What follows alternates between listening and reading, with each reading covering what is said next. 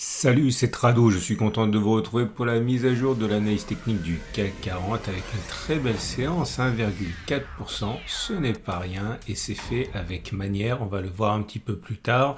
En tout cas, dans l'immédiat, vous voyez que c'est une bougie verte qui termine plutôt dans le tiers haussier, ce qui est excessivement favorable pour la suite. Je vous rappelle que ça fait écho à la bougie particulière dont on parlait la dernière fois, la pin bar. Je vous invite à regarder la vidéo précédente pour ne pas que ce soit trop long, mais bon, accordez-y de l'importance, ça le mérite.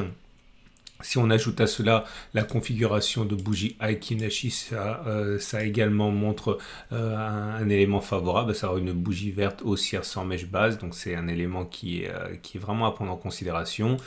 À noter également que le rebond semble être apparu sur rien du tout, mais en fait c'est une illusion puisque je vous rappelle que je l'ai enlevé pour que ce soit plus clair, mais on avait ici un énorme, j'en ai parlé régulièrement cette semaine, donc il faut vraiment regarder la grande image et l'image d'ensemble, et on était sur une zone de support mensuel ici, une zone de support colossale sur laquelle les rebonds ont eu lieu de manière très claire lors des 6 derniers mois. Alors parfois avec un petit peu de retard à l'allumage, parfois très rapidement, mais en tout cas cette zone rouge est une zone de support mensuel et ni plus ni moins celle qui a permis d'arrêter les assauts baissiers, encore une fois, depuis mars. Donc le rebond technique en cours ne doit pas non plus être sous-estimé, sans bien sûr que cela ne préjuge en rien de ce qui va se passer.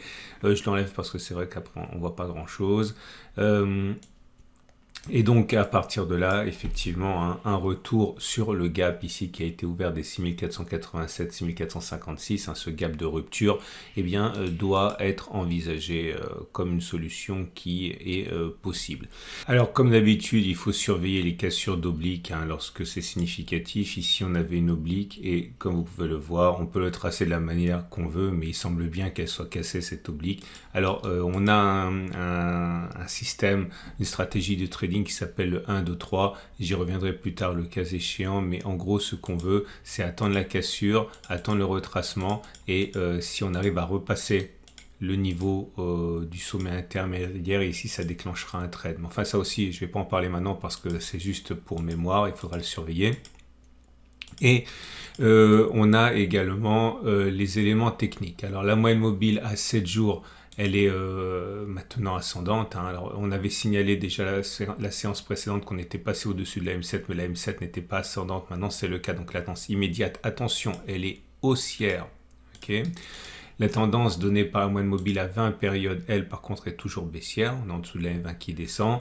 La moyenne mobile à 50 jours est haussière et on est en dessous. Donc, la tendance de fond est également neutre, et la tendance donnée par la moyenne mobile à 200 jours elle est baissière, donc la tendance de long terme est baissière. Donc tendance de long terme baissière, tendance de fond neutre, tendance générale baissière, tendance court terme haussière. Bon, c'est un peu compliqué, mais tout dépend finalement de la tendance que vous voulez surfer, et tout ceci est surtout compatible avec l'idée qu'on a mentionnée il y a déjà de nombreuses semaines, celui d'un grand trading range ici, et qui fait que voilà, c'est un peu le propre des trading range, et c'est un petit peu à ça qu'on les reconnaît. Vous avez les moyennes mobiles qui deviennent folles, ou du moins qui perdent de leur acuité. Et ça confirme finalement que nous soyons dans un grand trading range pour l'instant. Ce qui nous amène maintenant, rien de nouveau au niveau du SAR, puisque on savait, mais ça je l'ai déjà dit donc je ne vais pas le répéter, lorsque le SAR est cassé à la hausse, il est rare que l'on n'aille pas plus haut. C'est ce qui s'est passé aujourd'hui. Vous savez, ce sont des éléments qui reviennent toujours les mêmes. Je répète pas pour que les vidéos soient pas trop longues, mais ce sont toujours les mêmes stratégies. Et comme les bandes de Bollinger, d'ailleurs, regardez, on avait le setup Tradobull qui a fonctionné ici et qui a fonctionné encore là. Donc ce sont des systèmes que vous devez impérativement rajouter à votre boîte à outils pour avoir des éléments supplémentaires si vous n'êtes pas encore performant dans vos analyses techniques. Ce sont des choses qui peuvent vraiment vous aider.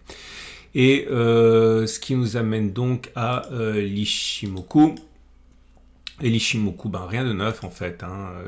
La séance du jour ne change rien au fait que la tendance de fond soit neutre, puisque nous avons un nuage qui est à plat comme ça. Donc là aussi un élément qui milite pour des variations qui sont pour l'instant anecdotiques à l'intérieur d'un grand trading range. Ça, il faut éviter de vous laisser leurrer. Et pour terminer, Ça, j'en avais parlé également. Un élément que j'aimerais porter à votre connaissance et qui fait écho finalement aux nombreuses remarques que j'ai reçues par rapport au cercle des Tradosauriens. Je la fais rapide, mais je vais mettre une vidéo juste en dessous. J'ai compris les critiques qui étaient adressées. Tout le monde ne veut pas faire partie d'un groupe Facebook. Tout le monde ne veut pas faire partie de Facebook tout court. J'ai donc adapté l'offre que je vous proposais pour tenir compte de ces remarques et je suis heureux de vous annoncer que maintenant je propose un nouveau service qui pourrait vous intéresser, qui vous permettra d'accéder au webinaire exclusif du cercle, c'est-à-dire du contenu à très forte valeur ajoutée qui reprend des stratégies et des connaissances qui sont trop complexes pour être envisagées comme ça rapidement et qui font l'objet d'une explication détaillée dans des vidéos particulières.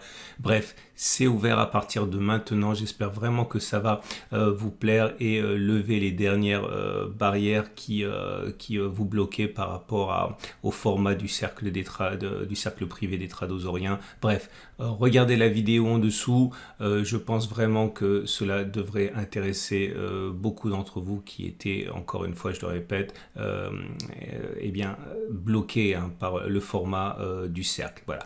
On va terminer avec les trades du jour. Bon, vous le savez, à titre personnel, j'ai été sorti tout précisément la semaine précédente, la séance précédente ici. Je ne suis plus en position. Je pense que ça va continuer de monter, mais je ne pense absolument pas pour l'instant qu'on puisse envisager une cassure par le haut de ce grand trading range. Finalement, on a deux solutions. Si vous êtes haussier, eh bien, je pense que vous pouvez éventuellement tenter un achat avec un stop de protection en dessous des précédents creux, ici, à savoir 3,4% et viser le comblement du gap. Vous avez un ratio gain-risque d'à peu près 1 pour 1. C'est quelque chose qui me semble assez jouable, en particulier s'il y a un accès de faiblesse à un moment, eh bien, vous pouvez rentrer avec un ratio gain-risque qui sera meilleur.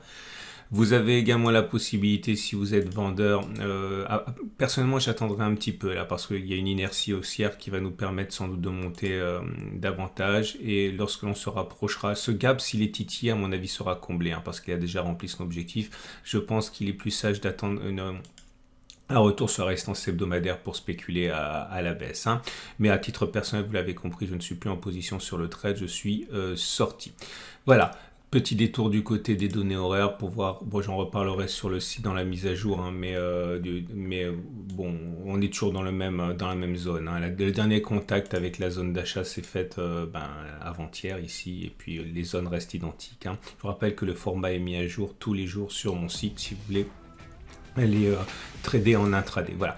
Il ne me reste plus qu'à vous inviter à regarder la vidéo d'analyse technique de l'or, la vidéo d'investissement pour le long terme sur les ETF, à venir tout à l'heure la préparation de la semaine de trading, l'accumulation rationnelle sur les cryptos et puis surtout ce nouveau service que je vous propose et qui devrait encore une fois répondre aux remarques que nombre d'entre vous m'avaient faites. Je vous souhaite une excellente journée et à tout de suite.